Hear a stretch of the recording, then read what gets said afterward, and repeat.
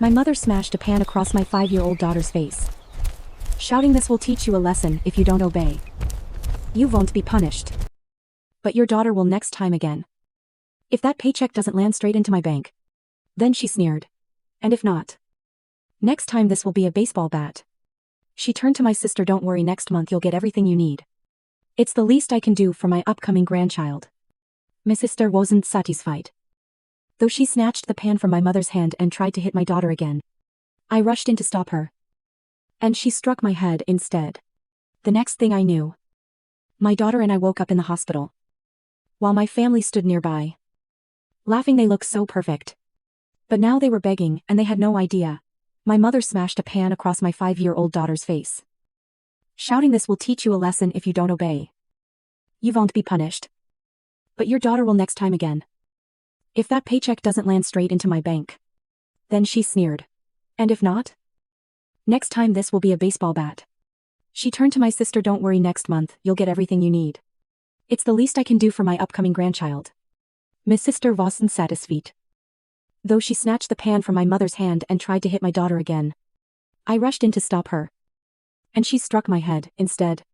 The next thing I knew, my daughter and I woke up in the hospital, while my family stood nearby, laughing. They looked so perfect.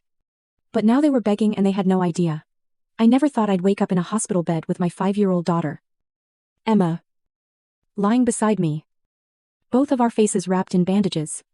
The fluorescent lights hummed overhead, and through the fog of pain medication, I could hear voices in the hallway. Laughter. My mother's distinctive cackle mixed with my sister Bethany's high-pitched giggle. As consciousness fully returned, fragments of what happened came rushing back like shards of broken glass. The cast iron pan, Emma's scream, blood on the kitchen floor. My name is Rachel Morrison, and I'm 32. For the past 7 years, I've been financially supporting my entire family while working myself to exhaustion as a senior accountant. My mother, Patricia, moved in with me 3 years ago, claiming she couldn't afford her apartment. 6 months later, Bethany followed with her boyfriend, Derek, saying they needed to save money before their baby came. That was 18 months ago. The arrangement started simply enough. Mom would help with Emma while I worked long hours. Bethany and Derek would contribute to groceries and yard work. Except none of that actually happened. Instead, I found myself working 60-hour weeks, coming home to cook and clean for 5 people, and watching my savings drain to cover everyone's expenses while they contributed nothing. 3 months ago, my mother made her expectations crystal clear. She wanted direct deposit access to my checking account. When I refused, she threatened to call Child Protective Services and report me as an unfit mother. Bethany backed her up, saying Emma looked neglected and they'd both testify against me. Exhausted and scared, I gave in partially. I agreed to transfer money to my mother's account every month, but I wouldn't give her direct access. That decision led to the worst day of my life. I had taken a rare half-day off work and came home to find my mother in the kitchen, furiously scrolling through her phone. Bethany sat at the dining table, painting her nails, surrounded by shopping bags from expensive maternity boutiques. The money didn't come through, my mother said, her voice ice cold. You were supposed to transfer it yesterday. Mom, I told you, I said, my heart rate spiking. My paycheck was delayed. It won't clear until Friday. That's not our problem, Bethany sneered. I have a doctor's appointment tomorrow, and Mom promised to buy me a new crib. You could get a job, I said quietly, immediately regretting the words. My mother's head snapped up. What did you just say to your sister? I'm 7 months pregnant, Bethany shrieked, slamming her hand on the table and sending the nail polish bottle toppling over. I can't work in my condition. The doctor said I need to avoid stress. Emma appeared in the doorway then, holding her favorite stuffed rabbit. Mommy, why is everyone yelling? Go back to your room. Baby, I said. But my mother had already spotted her. Something calculating and cruel shifted in her expression. She walked to the stove where I'd left a cast iron pan. You want to know what happens when you disobey me, Rachel, she said, walking toward Emma. I moved to intercept, but Bethany blocked my path. This will teach you a lesson. If you don't obey, you won't be punished. But your daughter will be. The pan connected with Emma's face before I could push past Bethany. The sound was sickening, a dull crack, followed by my daughter's agonized scream. Emma crumpled to the floor. Blood streaming from her nose and mouth. And if not? Next time, it will be a baseball bat. My mother added calmly. She turned to Bethany with a smile. Don't worry. Next month, you'll get everything you need. I was trying to get to Emma, screaming at them both. But Bethany wasn't satisfied. She grabbed the pan from my mother's hand and raised it toward Emma again. Maternal instinct overrode everything. I threw myself between them. And the last thing I remembered was the pan swinging toward my head. And then darkness. When I woke up in the hospital, the first thing I saw was Emma in the bed next to mine. Her face swollen almost beyond recognition. Then I heard them in the hallway, laughing. They look so perfect, Bethany was saying, her voice dripping with sarcasm. Like some kind of tragic portrait. Should we take a picture for Facebook? Don't be cruel, sweetheart, my mother replied, though she was laughing too. Rachel will wake up soon. And she needs to understand how serious we are. This is what happens when she doesn't prioritize family. A nurse had called the police. A neighbor, Mrs. Shen, had heard the screams and called 911. My mother and Bethany were arrested at the hospital. The next 3 weeks were a blur. Emma needed surgery to repair a fractured cheekbone and a broken nose. I had a severe concussion and required 12 stitches. My mother and Bethany were charged with aggravated assault and child abuse. But I wanted more than justice from the courts. I wanted them to feel the devastation they'd inflicted. I started with the financial records. My mother had been forging my signature on credit card applications. Accumulating over 0 inches debt I knew nothing about. Bethany had been using my identity to apply for government assistance programs while claiming me as a dependent on her taxes. I compiled everything: bank statements showing the coerced transfers, text messages with explicit threats, and security camera footage. I handed a 300-page binder to the prosecutor. This is some of the most thorough documentation I've ever seen, he said. Your mother and sister are looking at serious prison time. But I still wasn't done. I contacted every family member who'd ever looked down on me, sending them photos of Emma's injuries and copies of the police reports. The responses were immediate and horrified. They had all been manipulated. 2. I also met with Derek, Bethany's boyfriend. He had no idea how deep this went. When I showed him the evidence of welfare fraud, his face went pale. He agreed to testify against Bethany in exchange for immunity, confirming she had bragged about bleeding Rachel dry, and that my mother had coached her on how to use Emma as leverage. At the preliminary hearing, the evidence was overwhelming. The prosecutor presented medical records, photographs, and Mrs. Chen's testimony about the multiple times she'd heard screaming from my house. Then came the financial crimes: identity theft, forgery, and welfare fraud. Derek took the stand and calmly explained how Bethany had orchestrated much of the manipulation, and how the assault had been planned to teach Rachel a lesson. The judge denied bail for both of them. 2 weeks before the trial, they wanted to make a plea deal. The prosecutor told me that if they pleaded guilty, my mother would serve 12 to 15 years and Bethany, 8 to 10. If we went to trial, they could face up to 25. I thought about Emma's nightmares. The scar on her cheek that would remind her of this trauma for the rest of her life. Tell them I'll accept, I said. Under one condition. I want full financial restitution. I want it in writing that they'll never contact us again. And I want them to write a full confession detailing everything they did, which I will have permission to publish anywhere I choose. They agreed to every term. The day of the plea hearing, I sat in the front row of the courtroom. My mother and Bethany were brought in separately. They pleaded guilty to all charges. My mother received 14 years. Bethany 9. Both were ordered to pay full restitution and to have no contact with Emma or me for the rest of their lives. As they were led away, my mother turned to look at me, her face hollow. She opened her mouth as if to say something, but I just shook my head. There was nothing she could say that I needed to hear.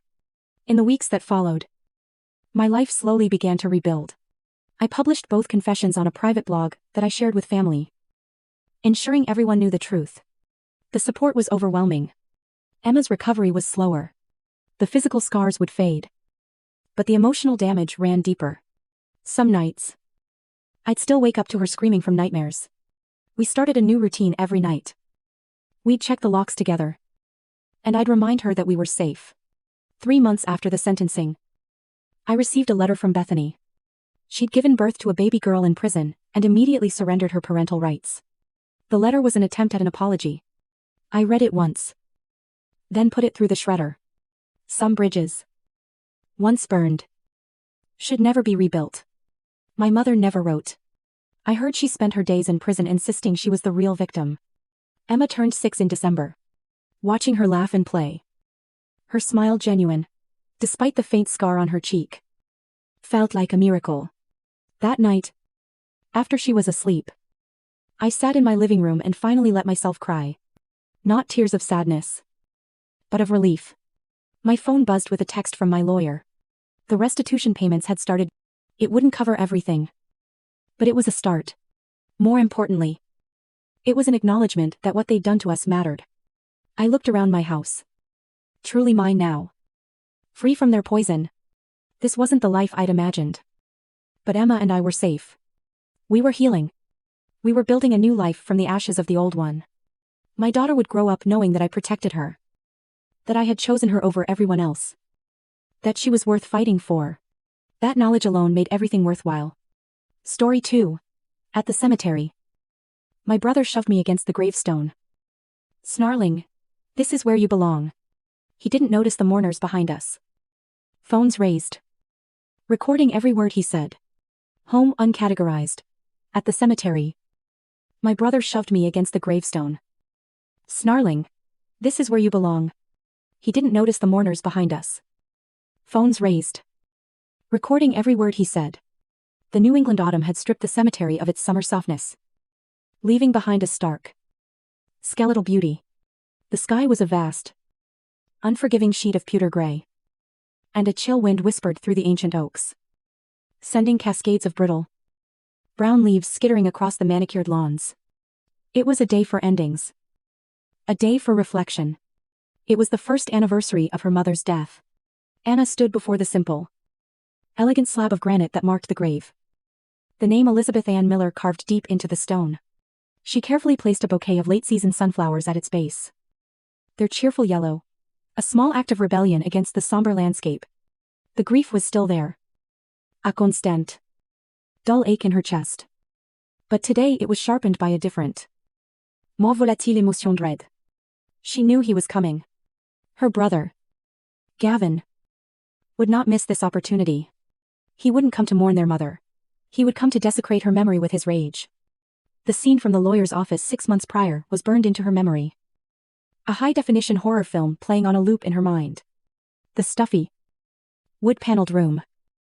The dry rustle of paper as the family lawyer, Mr. Abernathy, had read the last will and testament. Anna had been named the sole inheritor of the family home and the majority of their mother's considerable estate. Gavin, in contrast, was granted a small, strictly controlled trust fund, with clauses tied to maintaining stable employment and, most tellingly, a stipulation that any act of aggression or harassment toward his sister would immediately void the agreement entirely. Their mother, a woman of quiet strength and unnerving foresight, had known her son. She had known the corrosive entitlement that had eaten away at his core for years. The will wasn't an act of favoritism, it was an act of protection. A final, posthumous shield for her daughter. Gavin's reaction had been predictably volcanic. His face had contorted, shifting from stunned disbelief to a dark, furious crimson. He had shot to his feet, knocking his chair over with a crash that had made everyone in the room jump. "She left you everything," he had hissed, his voice trembling with a rage so potent it seemed to suck the air from the room. "The house, the money. After I was the one who was always there for her." The lie was so blatant, so audacious. It was almost breathtaking. He had then turned his venom on Anna. His finger jabbed the air in her direction. "You think you've won? Don't you, living in her house? Spending her money? I'll burn it all down before I let you have it. I swear to God. Anna, I will make you pay for this." The threat had hung in the air ever since.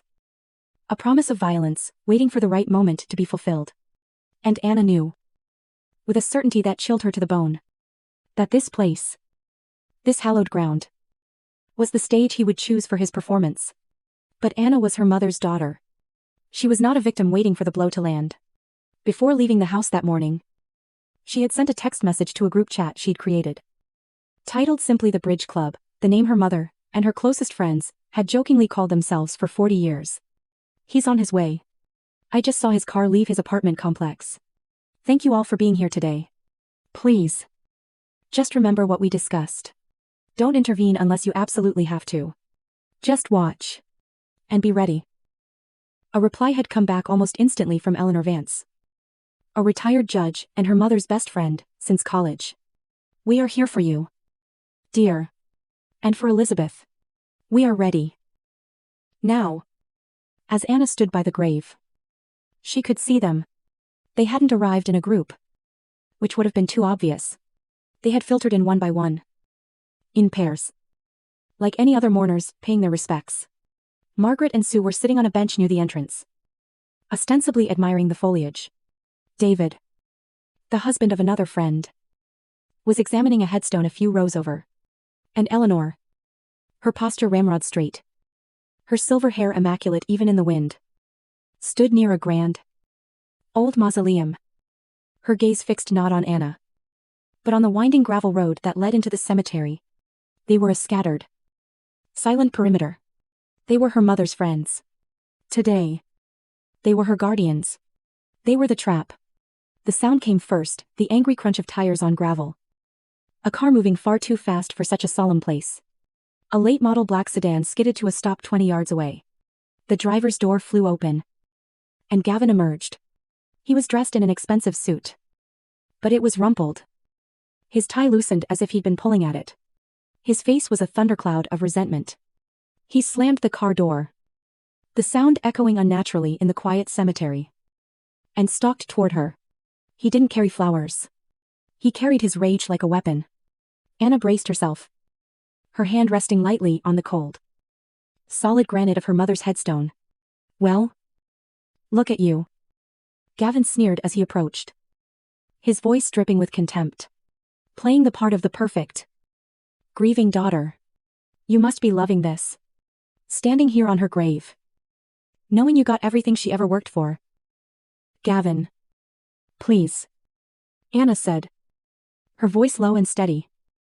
A stark contrast to his barely contained fury. This isn't about the will. Not today. Today is for Mom. She tried to keep her tone placating. To give him an off-ramp he would never take. Don't you dare say her name, he spat, closing the distance between them until he was standing just a few feet away. This is all because of her. She never saw you for the manipulative leech you are. She always saw you as her perfect little angel. And me as... what? A disappointment. A problem to be managed. And you just stood there and let her. That's not true. And you know it. Anna said softly. She loved you. She was just... afraid of you. And for me. That single, quiet truth was the spark that ignited the inferno. Afraid, he roared, his face contorting. She had no right. In a flash of movement, he lunged forward and shoved her. Hard. Anna stumbled backward. Her balance lost. The world tilted. And she fell against the headstone. The sharp edge of the granite digging painfully into her shoulder blade. A jolt of cold shock radiated through her body. Gavin was on her in an instant. Leaning over her. His face inches from hers. His eyes blazing with a terrifying, triumphant hatred. This is where you belong. He snarled. His voice a low, guttural growl. Spittle flying from his lips. In the dirt. Right next to her. Blinded by his own fury. Gavin's entire world had narrowed to the space between him and his sister. His rage was a set of blinders, rendering him deaf and dumb to the world around him. He didn't notice the subtle shift in the atmosphere. He didn't hear the soft rustle of feet on dry leaves as the scattered mourners began to slowly, deliberately converge. Anna, pinned against the cold stone, didn't flinch. The fear was there. Aprimal. Icy serpent coiling in her gut.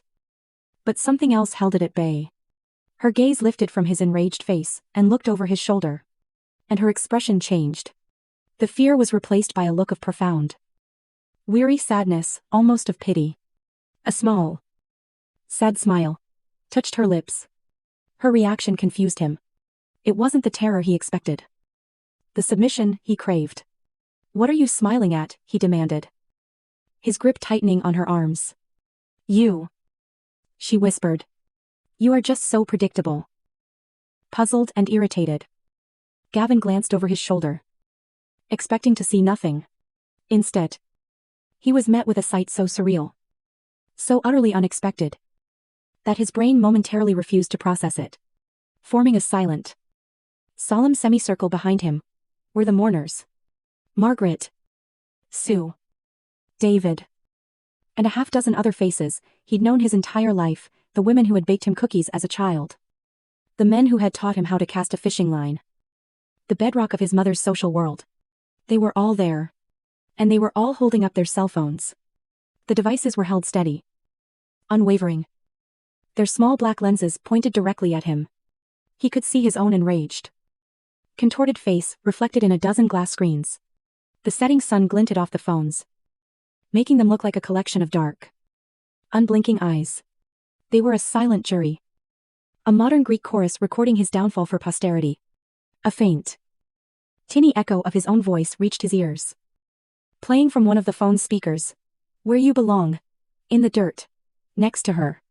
The trap had sprung. His private act of violence had been captured. Publicly and perfectly. From a dozen different angles. He was exposed. Pinned not by hands, but by the unassailable power of digital evidence. He let go of Anna as if he'd been burned. Stumbling back a step, his face paling from rage to a sickly, mottled white.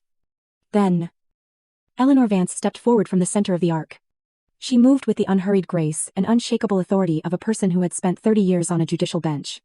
She slowly lowered her phone, her gaze as cold and sharp as polished steel.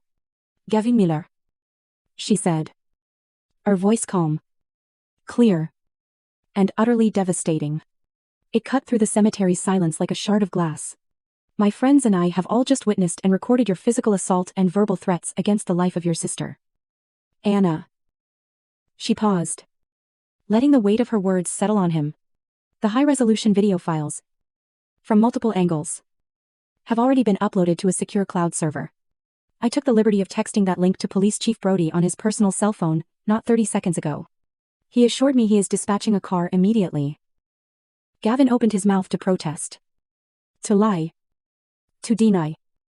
But Eleanor gave him no opportunity. She took another step closer. Her eyes filled not with anger, but with a profound, crushing disappointment. "Your mother knew this might happen," she continued, her voice softening slightly, which only made the words more damning.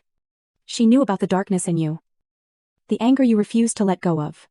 She wrote that will to protect her daughter from her son. But she also made us promise. Her friends, her family. She made us promise that we would always be here to protect Anna. Too. She would be so ashamed of what you have become, Gavin. But I know she would be so incredibly proud of the community that stood up for her child when her own blood would not." Gavin stood there, utterly broken. The rage had evaporated, leaving behind a hollow, trembling man. He was encircled by his accusers, trapped in a cage of their quiet judgment. He looked from one face to the next faces he had known his whole life and found no comfort. No ally. Only the reflection of his own monstrous behavior. The bully, stripped of his power, was just a pathetic, frightened man. As if on cue, the quiet crunch of gravel announced a new arrival.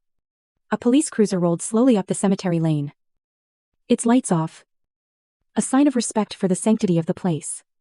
2 officers emerged, their demeanor calm and professional. Chief Brody had clearly briefed them. They approached Gavin, not with aggression, but with a weary resignation. As the officers began to speak with her brother, taking him aside, Anna's strength finally gave way. The adrenaline that had sustained her drained away, and a year of repressed grief and terror came rushing to the surface.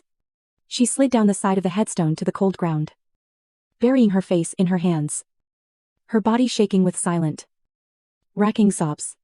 Instantly, the chorus of witnesses transformed into a wall of protectors. Eleanor. Margaret. And the other women moved to her side. Kneeling beside her. Rubbing her back. Murmuring soft words of comfort. They formed a tight circle around her. Shielding her from the sight of her brother's final humiliation. Giving her the private space to grieve that Gavin had so violently tried to steal. In the shadow of her mother's grave. Surrounded by her mother's truest friends. Anna was finally safe. 6 months later. The house was no longer a place of fear and sorrow. It was alive with warmth and laughter. The scent of roasted chicken and fresh rosemary filled the air. In the dining room. The bridge club was gathered. Their chatter and clinking wine glasses a testament to resilience and love. Anna had not only kept the house, she had transformed it into what her mother had always wanted it to be, a sanctuary. A hub for their chosen family. Gavin, convicted of assault and bound by a restraining order, was a ghost of a memory. His trust fund now managed by an impartial third party, with conditions he would likely never meet. Justice had been quiet, procedural, and absolute. Later in the evening, Anna stood in the garden with Eleanor, looking in through the brightly lit windows at the party within. The stars were brilliant in the clear, cold sky. "I still can't believe you all did that for me," Anna said, her voice quiet. "I was so scared that day. But when I saw you all, I knew I wasn't alone." Eleanor placed a comforting hand on her arm. Her eyes were kind, filled with the wisdom of a long, well-lived life. "Your mother made us promise, Anna, the week before she passed. She sat us all down. She told us, family isn't about who you share blood with. It's about who shows up when the storm hits. We were just keeping a promise. We were just showing up for one of our own." Anna looked at her beautiful, safe home, filled with the light and love of people who had chosen to be her family. She had walked through the fire of her brother's hatred. A trial she never should have faced. But she had emerged on the other side. Not just intact, but stronger. Surrounded by the fierce, unwavering love her mother had left behind as her truest inheritance. Story 3. I stand alone in the bridal suite at Willamette Valley Vineyard, staring at my reflection in the full-length mirror. My wedding dress fits perfectly. Every seam and crystal exactly where it should be. The makeup artist outdid herself. My eyes look wider. My cheekbones more defined. My lips the perfect shade of rose. The white roses in my bouquet rest on the vanity. Waiting. I check my phone for the 14th time in 20 minutes. No messages from Mom. Nothing from Dad. Not even a text from Logan. A soft knock at the door breaks the silence. Martha, the wedding planner, pokes her head in. Her practiced smile, barely hiding her concern. "It's time. Caroline, are you ready?" My eyes drift to the window overlooking the ceremony space. 90 guests are seated in neat white chairs. The string quartet plays softly. Probables and pottities haft. And in the front row, 3 empty seats stare back at me like accusations. They're not coming. Are they? My voice trembles despite my best efforts. Martha's smile falters. "There's still time," she says. But we both know it's a lie. I take a deep breath and smooth the silk of my gown. Let's go. The doors to the garden open. And 90 heads turn to watch me walk alone down the aisle. I feel their sympathetic gazes, like physical touches, little pats of pity that make my skin crawl. Some whisper behind cupped hands. Others offer encouraging smiles that only make the hollow feeling in my chest expand. My focus narrows to Ethan waiting at the altar. His eyes steady on mine. The love radiating from him is almost enough to push away the memory of my mother's voice 3 days ago. "We'll try. Sweetie. Logan's firm has an event that weekend." Mom's dismissive tone had cut through the phone like she was declining a casual lunch invitation. Not her only daughter's wedding. "I can pay for the flights," I'd offered. Desperation clawing at my throat. "The hotel. Anything. Please." "Mom." In the background. Dad's voice had drifted through. "Tell her we're busy. Now." Placing one foot in front of the other. I force myself to breathe. In. Out. One step. Another step. I will not cry. I will not give them the satisfaction. Even in their absence. When I reach Ethan. He takes my hands in his. His fingers are warm. Solid. Real. "I'm here," he whispers. Too low for anyone else to hear. We're enough. For a moment. I'm 8 years old again. Standing in our living room while Mom and Dad fuss over Logan's debate trophy. They position it carefully on the mantle. Step back to admire it from different angles. Take photos to send to relatives. My art contest certificate sits forgotten in a kitchen drawer. I'd shown it to them earlier that day. Pride bubbling up. As I explained how the teacher said I had exceptional talent. Mom had glanced at it and said, "That's nice. Honey." Before turning back to the dinner she was preparing. Later. Dad had ruffled my hair absently. Logan needs more support. He's going places. He'd explained when I asked why they went to all his events, but missed my art showcase. You understand. Don't you? Caroline. And Mom. Never missing an opportunity. Why can't you be more like your brother? He focuses on what matters. I tried harder after that. Academic awards. College scholarships. Business success. Each achievement. A desperate attempt to turn their heads in my direction. Each one noted with distracted acknowledgement. If acknowledged at all. The ceremony continues around me. I say my vows. My voice growing stronger with each promise. I choose a future based on seeing each other clearly. I tell Ethan. The words carrying more weight than anyone. But he understands. When the officiant pronounces us husband and wife. Ethan's mother envelops me in a warm embrace. You're one of us now. Dear. She whispers. And something tight in my chest loosens just a fraction. The photographer captures us on the dance floor. Ethan twirling me under the string lights. His cousins join us. Forming a circle of laughter and music. For moments at a time. I forget about the family-shaped hole in my celebration. I forget about the phone I've checked too many times. I forget about the explanations I've given to curious guests. At the reception. Sarah. My college roommate. Razor glass. To finding the family who deserves you. She says. Her eyes holding mine with fierce loyalty. A murmur of agreement ripples through the crowd. The truth of her words hits me like a physical blow. All these years. I've been invisible to the people who should have seen me most clearly. I've been chasing approval from those who never intended to give it. When the celebration quiets for a moment. I slip away to check my phone one last time. No missed calls. No messages. Not even a token. Congratulations. Ethan finds me there. Staring at the blank screen. They missed something beautiful today. He says. Wrapping an arm around my waist. I look up at him. At the man who has never once made me feel like I needed to earn his attention. I think of his family. Who welcomed me without reservation. I think of friends who traveled across the country to stand beside me. I set the phone down. Their choice. I say. Feeling lighter than I have in years. Not my burden. And for the first time. I almost believe it. 2 years later. I leaned back in my ergonomic chair. Staring at the computer screen. Acquisition of Crescent Motion Studio. Finalized at $21 million. 2 years of negotiation. 5 years of building from scratch. And now validation in the form of 8 figures. My office door bursts open as my team floods in with bottles of champagne and plastic flutes. To Caroline. Jen. My creative director. Raise her glass. The woman who built something from nothing, while certain people weren't looking. I smile. Clinking glasses. With 12 people who actually showed up for me.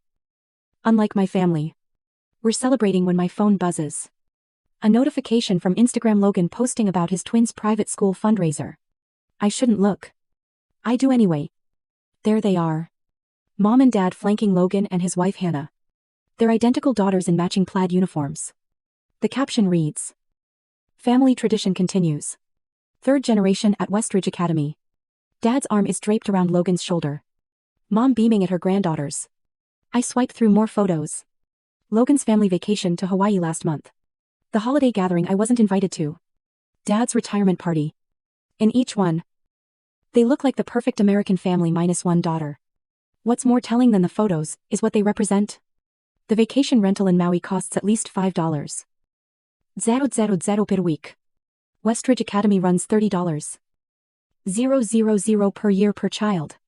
Logan's house in the background of several shots sits in a neighborhood where nothing sells for under $2 million. all funded by my parents' retirement savings and family investments. According to the gossip from distant cousins, who occasionally remember I exist. Caroline Jen touches my arm. We lost you for a minute.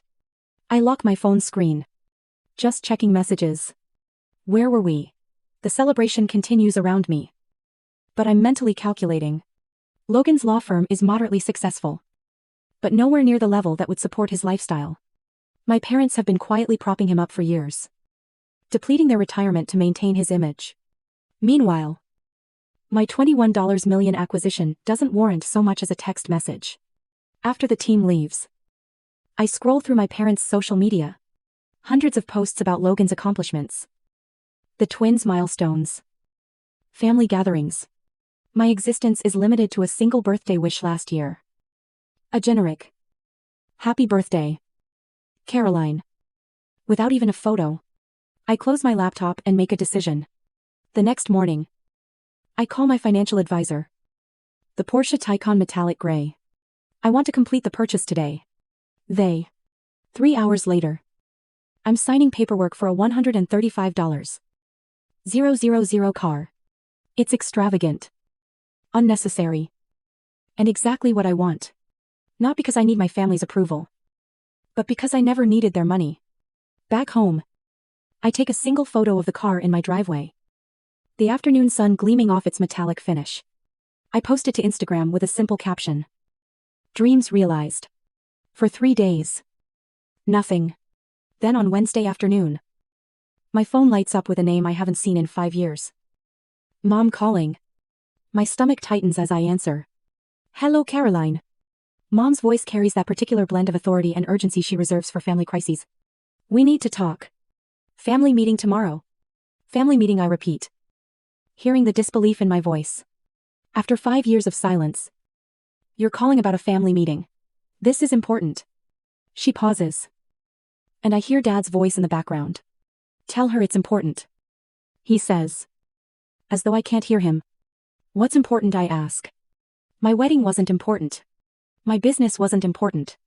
What exactly matters now? Mom's voice tightens. It's complicated. Financial issues. We need to discuss it as a family. Of course. They saw the car. They know about the acquisition. Now suddenly. I'm family again. Tomorrow at 2. I say before hanging up. The next morning. I slide into my new Porsche. The leather seat cool against my back. The drive to my childhood home takes 40 minutes. Time enough to remember birthdays celebrated. Without me. Achievements unacknowledged. Holidays spent alone while they gathered without me. I park in the circular driveway. My metallic gray Porsche. Looking starkly modern against their traditional colonial. For a moment. I sit there. Hands gripping the steering wheel. The last time I stood on that porch was 6 years ago. When I'd announced my engagement to Ethan.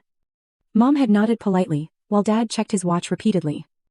Clearly waiting for me to leave. They've never needed me before. Why now? My phone buzzes with a text from Ethan. Remember who you are. Call me if you need extraction. I smile despite myself. Another notification appears. An email from Naomi Blake. The investor who believed in Crescent Motion when no one else would.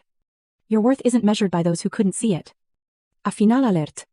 My assistant confirming tomorrow's meetings. Don't let them take too much time. You have the production review at 4. Come on, her. I take a deep breath. Remembering my therapist's words from last week's session. Boundaries aren't punishments. They're protection. I straighten my shoulders and step out of the car. Before I can knock. The front door swings open. Mom and Dad stand there. Their expressions shifting from annoyance to shock as they take in the Porsche behind me. You've done well for yourself. That's sis. Not hello. Not. I've missed you. Just an assessment of my financial worth. Yes. I reply simply. No hugs. No warmth. They lead me to the dining room table where Logan and Hannah already sit. Their faces. A study and calculated concern. Caroline. Logan nods. As though we spoke last week instead of 5 years ago. Let's get straight to business. That says. Pulling out financial folders. I remain standing. My purse strapped tight in my grip.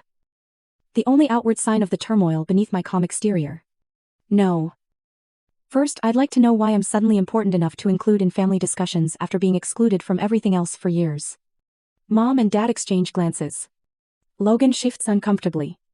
We can discuss that later. Mom says. Her voice slipping into the dismissive tone, I know too well. We have more pressing matters now. I'm not in a rush. I reply. Still standing. And I'm not interested in being convenient family, only when you need something. For the first time in my adult life, I see uncertainty flicker across my father's face. In this moment, I understand they need me now. And for once, I have the power to decide what happens next. The dining room of my childhood home feels smaller than I remember. Richard sits at the head of the table. Hands folded, like he's presiding over a board meeting rather than a family crisis. Elaine perches beside him. Her posture perfect, despite the worry lines creasing her forehead. Across from me, Logan slumps in his chair. His designer shirt wrinkled at the cuffs. Hannah sits beside him. A leather photo album open on her lap. It's foreclosure. Caroline. Richard's voice is firm, but carries an unfamiliar tremor. Logan's mortgage is 3 months behind. The twins' private school tuition is unpaid for this semester. I say nothing, letting the silence stretch. 2 years of no contact. And this is what brings us together. You need to help your brother. Richard slides a document across the polished oak table. Loan paperwork. Already filled out. The presumption steals my breath. Think about your niece and nephew. Elaine's voice catches. A practiced hitch that once would have sent me scrambling to please her. They're just children. They shouldn't suffer because of financial difficulties. Logan leans forward. Eyes narrowed. We're family. That's what family does. When one of us succeeds, we help the others. Hannah flips the album open wider, pushing it toward me. They ask about Aunt Caroline all the time. She points to photos of children I barely recognize. Their faces shining at a birthday party I wasn't invited to attend. Maddie wants to know why you never visit. Richard clears his throat. We've done everything we could. Our retirement fund is. He trails off, exchanging a look with Elaine. We've been supporting them as best we can. The implication hangs in the air between us. My success means I owe them. My independence is selfish in the face of family need. I close the photo album and slide it back across the table. Where were you at my wedding? The question falls from my lips with surprising calm. Logan blinks. What, my wedding? 2 years ago. Where were you? Elaine's hand flutters to her throat. We were busy. Logan had that event with his firm. It wasn't convenient. Richard adds, as if commenting on a missed dinner party. I nod slowly, feeling something crystallize inside me. And yet here you are now. Because you saw the Porsche on Instagram. You only contacted me because you saw the car. Logan's face flushes. That's not fair. Isn't it? I sit straighter, feeling the power of my financial independence in my spine. Where there once was anxious curve, there's steel. I built everything alone. Every scholarship. Every client. Every late night. Where were any of you? Richard's eyes narrow. What's that got to do with the current situation? Everything. I fold my hands on the table, mirroring his posture. I'm listening. Tell me why I should write a check today. Logan slams his hand on the table. You always had to prove something. Always showing off how smart you were. How creative. How special. Some of us were just trying to live normal lives. Richard's hand settles on Logan's shoulder. Your brother had more potential. We had to nurture that. You were always so independent. We're still your parents. Elaine whispers, tears gathering in her eyes. Despite everything, you were parents in title only.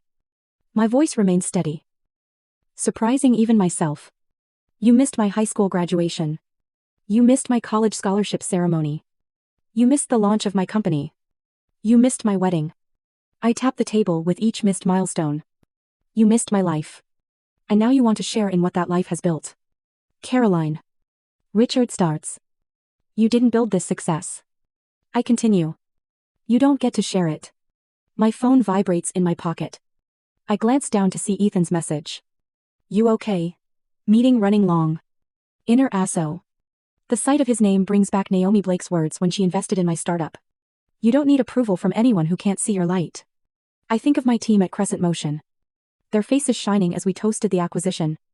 People who chose to see me, to support me, to believe in what I could build. In my briefcase rests the contract for the foundation funding. Signed by the board last Tuesday. People who trust me with purpose. Not just money.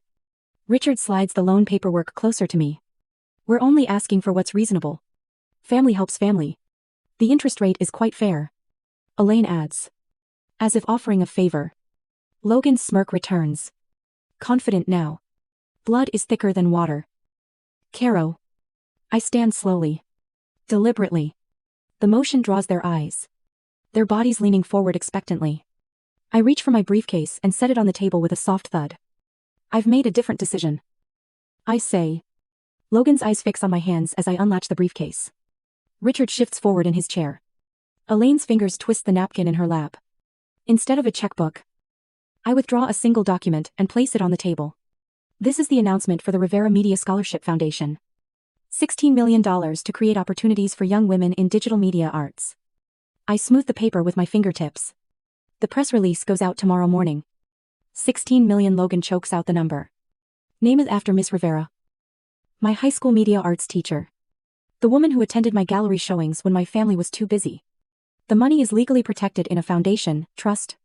The board approved the allocation last week. Silence falls like concrete across the table. I'm helping girls who never got the applause I didn't get. I say. Gathering my belongings. That's what family means to me. Logan's face contorts. Veins standing out on his forehead. You're wasting it on strangers. On nobody girls who deserve better than what I got. I snap my briefcase closed. Girls who need someone to invest in them. My parents sit stunned. Staring at the paper that represents millions. They'll never touch. I pick up my phone. Turning the screen toward them. A recording app displays an active timer. 36 to 14. And counting. I've also documented every manipulative message from today. I say quietly. Every threat. Every demand. Every guilt trip. Just in case anyone gets creative with legal claims against the foundation. I walk toward the door. My footsteps echoing in the silence. Behind me. I hear Logan's chair scrape back violently. You can't just leave. His voice cracks. We need that money. I pause at the threshold. Not turning back. No. Logan. What you needed was to show up. At my graduation. At my company launch. At my wedding. I place my hand on the doorknob. But that opportunity has passed. The door closes behind me with a soft click that sounds like freedom. The Porsche purrs beneath me as I drive away from my childhood home. My knuckles no longer white on the steering wheel. The further I get, the steadier my hands become. I press the call button on my dashboard. It's done. I tell Ethan when he answers. They showed exactly who they are. San. How bad was it? His voice fills the car. Concern wrapped around each word. Exactly what we expected. I take a deep breath. Feeling lighter than I have in hours. Logan lost his mind when I showed him the foundation paperwork. Dad tried to salvage the situation. But Mom just kept crying about family obligation. Are you okay? A fair question. I glance at myself in the rearview mirror. Surprised to find no tears. No flush of embarrassment. Only a clear-eyed woman looking back. I'm better than okay. For the first time. I saw them clearly. Without hoping for something different. I'm proud of you. Ethan says. Remember. Foundation board meeting at 9 tomorrow morning. Everything's ready for the press announcement. The timing had been deliberate. Establish the foundation legally. Before any family confrontation. Schedule the announcement before they could regroup. No emotional pleas. Just legal structures they couldn't penetrate. The Rivera Media Scholarship would be my legacy. Not a family drama. I'll be ready. I promise, before ending the call. The first message comes at 11:47 p.m. By midnight. My phone buzzes continuously. With family emergency texts.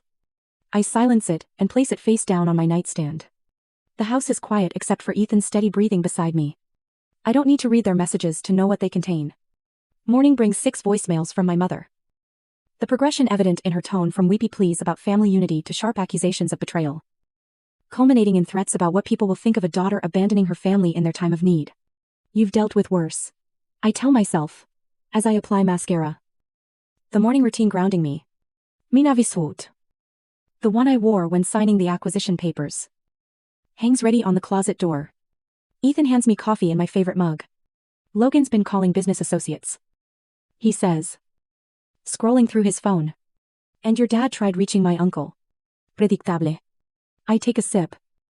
The coffee bitter but fortifying. They're moving faster than I expected. But not more cleverly. The foundation board meeting goes smoothly. 12 accomplished women from media and finance. All personally vetted. All committed to supporting young female artists. The press release is approved unanimously. Launch details finalized. The first scholarship recipient will be selected in 6 months. I'm reviewing the event venue proposal when Janine from reception calls. Miss Rivers. Your family is here. They're causing quite a scene. Through the glass walls of my office. I can see security already moving toward the lobby. I straighten papers that don't need straightening. Have security escort them out. Please. Calmly and professionally.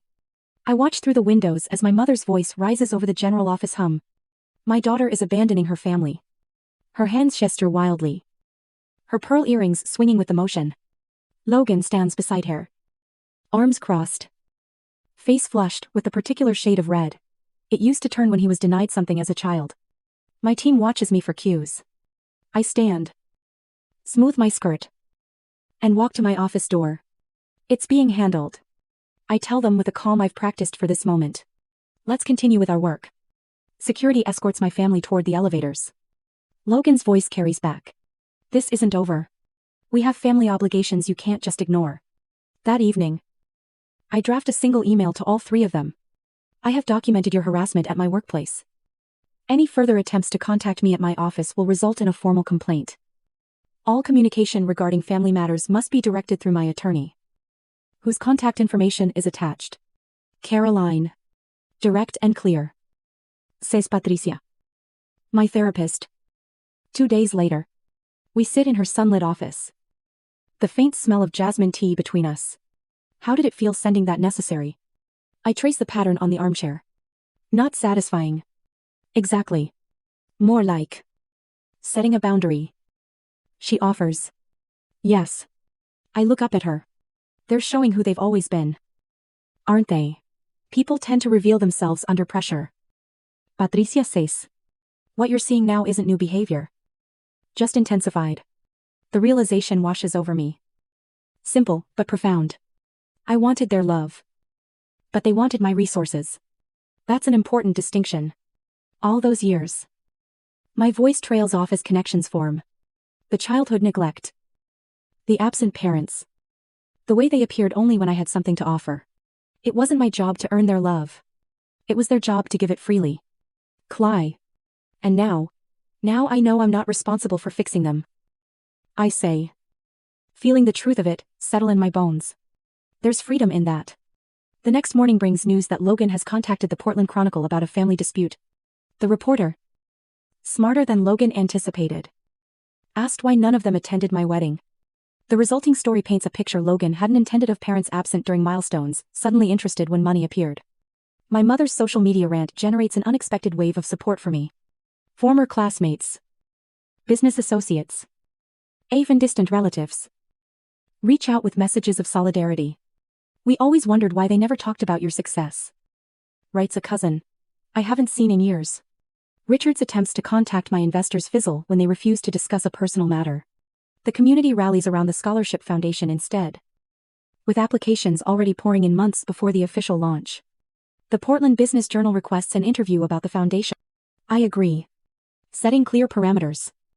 We'll discuss the scholarship's purpose and impact. Not family matters. The reporter, Delia Warren, meets me at the foundation's temporary office space.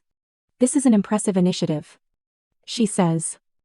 Reviewing the prospectus. $16 million is substantial seed funding. What inspired such generosity? I consider my words carefully. I had a teacher who saw potential in me when others didn't. Miss Rivera changed my life by simply paying attention. I want to create that opportunity for young women who might otherwise be overlooked. You've built an impressive career, Delia notes. Crescent Motion's acquisition was one of the biggest tech stories last year. Is your family proud? The question hangs between us. I could dodge it. Redirect to safer territory. Instead, I meet her eyes directly. My success was built without family support. They weren't at my wedding, my graduation, or when I sold my company. Delia's pen pauses. That provides interesting context for the Foundation's mission. Later that week, the article appears with the headline, "Self-made success creates legacy of support." The contrast between my generosity and my family's entitlement becomes public narrative. When news of Logan's house foreclosure breaks days later, the community connects the dots without my saying a word. Ethan handles increased security protocols at our home. My business team manages communication strategy, filtering messages, and prioritizing foundation work. Naomi Blake, my first investor and mentor, releases a statement supporting my commitment to lifting others rather than enabling dependency. My college friends form a protective circle, filling our calendar with dinners and events that leave no room for dwelling on family drama. Patricia provides anchoring during weekly sessions. The united front becomes its own kind of family, chosen, intentional, supportive. 2 weeks after the confrontation, I received the Business Leadership Award from the Women in Media Alliance. Standing at the podium, looking out at faces that genuinely celebrate my success, I realize the tables have completely turned. My parents' retirement plans are now delayed indefinitely. Hannah's social position in her precious country club circles has eroded with their financial collapse. Logan's twins will transfer to public school next semester. Meanwhile, the Foundation thrives, generating positive coverage that spreads beyond Portland. The story resonates not because I sought revenge, but because I chose to transform pain into purpose. The scholarship committee has selected 3 finalists for the first award. Janine tells me, placing the portfolios on my desk, they'd like your input by Friday. I open the first file and begin reviewing the work of a young woman whose teacher noticed her talent when no one else did. The circle completes itself. Healing through action, rather than looking backward.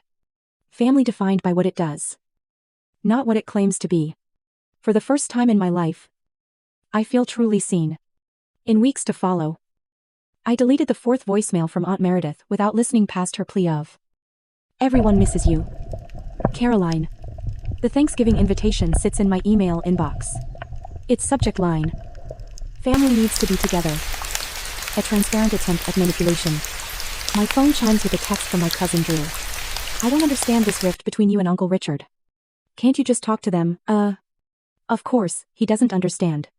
He wasn't at my empty wedding. He didn't witness 20 years of invisibility. A letter arrived yesterday from Mom. The elegant handwriting, unmistakably hers. "We always believed in you," she wrote, as if rewriting our entire history. The envelope sits half-burned in my fireplace, its edges curled and blackened like the lies it contains. "Dad called my office directly last week. We need to clear the air," he said, his voice lacking any acknowledgement of what they'd done. My assistant, following strict instructions, told him I was unavailable. Permanently. The final straw comes when Logan sends the twins to my office with handmade cards. "We miss Aunt Caroline." Written in childish handwriting, I know isn't theirs. The manipulation is so transparent it makes my stomach turn. They're using every emotional lever they can find. Ethan observes that evening, examining the cards on our kitchen counter. They're desperate. I flip through the week's collection of attempts, but they still haven't actually apologized. The family attorney calls next, his voice professionally neutral. "There are moral obligations to consider, Caroline. Family ties carry certain responsibilities." The implication is clear. I'm the villain in their story. The heartless daughter who abandoned her struggling family. Pastor Wilson, from the church I stopped attending years ago, leaves a voicemail. "Your parents are deeply concerned. Perhaps we could meet to discuss reconciliation." 2 childhood friends, neither of whom I've spoken to in a decade, suddenly reach out. "Your parents seem so heartbroken," says one. "The holidays are for forgiveness," says the other. When Logan's wife Hannah emails photos of the twins in Halloween costumes, "The children ask about you constantly." I nearly throw my phone across the room. They're framing this entire situation as my responsibility. I tell my therapist during our weekly session, my forgiveness, my duty, my failure to be the bigger person. "And how does that make you feel?" she asks, her eyes steady on mine. "Angry," I admit, but also validated. They wouldn't fight this hard if they weren't afraid of losing control. The foundation selection meeting provides an unexpected challenge. The committee recommends a scholarship for Maya Harrison, a 17-year-old filmmaker whose application video shows remarkable talent and painful familiarity. She reminds me of myself. I tell Ethan that night. Quiet. Determinate. Overlooked. I watch her interview video again. Maya's eyes hold the same weariness I see in my own wedding photos. She talks about finding her voice through filmmaking when her family couldn't hear her. What if I'm wrong to cut them off completely? The question slips out before I can stop it. Ethan sits beside me on the couch. What brought this on, Maya? If I'm telling these girls to find their strength, am I modeling that by running away from my family? Is setting boundaries running away? Ethan asks. I consider this. No. Boundaries aren't abandonment. What would you tell Maya if her family treated her like yours treated you? The answer comes easily. I tell her she deserves people who see her worth. The Thursday before Thanksgiving. We host dinner at our home. The dining room table extends to accommodate everyone. Ethan beside me. Naomi across from us. My business team scattered between. Maya sits at the opposite end. Her scholarship certificate framed on the sideboard behind her. Our home glows with warmth my parents' house never had. Candles flicker. In silver holders. Laughter rings against the ceiling. No one here needs to prove their worth to be seen. I raise my glass. To those who see us as we are. The toast echoes around the table. My phone stays off. Notifications silenced. The meal unfolds in perfect rhythm. Conversations flowing without the undercurrent of judgment I grew up with. Over dessert. I announce the Foundation's new mentorship program. I'll be personally involved with each recipient. I explain. We're creating connections that matter. Maya's eyes widen. You'll be mentoring us yourself, every step of the way. I smile at her. This foundation isn't just about money. It's about building something meaningful together. Naomi nods approvingly. You've created structures that can't be interfered with. The foundation's independence is legally secured. I confirm. Its success will be measured by impact, not approval. Later. As we clear plates. Ethan turns on the local news. Right on schedule. The feature about the foundation airs strategically timed to coincide with my family's traditional dinner hour. On screen. I speak with confidence I've earned. We build family through action, not obligation. The report transitions to financial analysis, contrasting the foundation's transparent governance with examples of mismanagement, including a not-so-subtle reference to Logan's business failures. Maya watches. Transfixed. They're actually comparing your brother's company to the foundation. Facts speak for themselves. I stack dessert plates with steady hands. The community has validated what my family refused to see. The following morning, my parents request a meeting at a coffee shop downtown. I arrive in the Porsche, the car that triggered their sudden interest after years of silence. Dad looks older than I remember. Defeat etched into lines around his mouth. We should have been there, he admits, staring at his untouched coffee.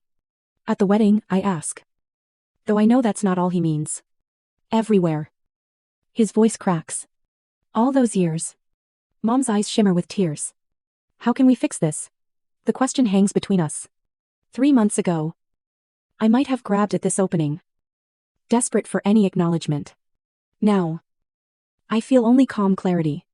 Some things can't be fixed. I tell them. Only accepted. Mom flinches. I'm not closing the door forever. I continue. But I need accountability. Not convenience. I'll consider limited contact after you both start therapy. That's unnecessary. Dad begins. The old dismissiveness rising. It's non-negotiable. I sip my tea.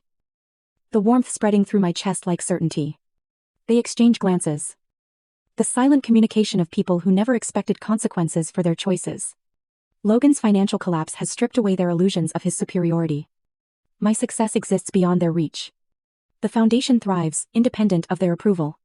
When they leave, no agreements have been made. No concessions offered. I watch them walk to their car. A sensible sedan now. The luxury vehicle's long gone. I drive away without looking back. Freedom, replacing obligation in every beat of my heart.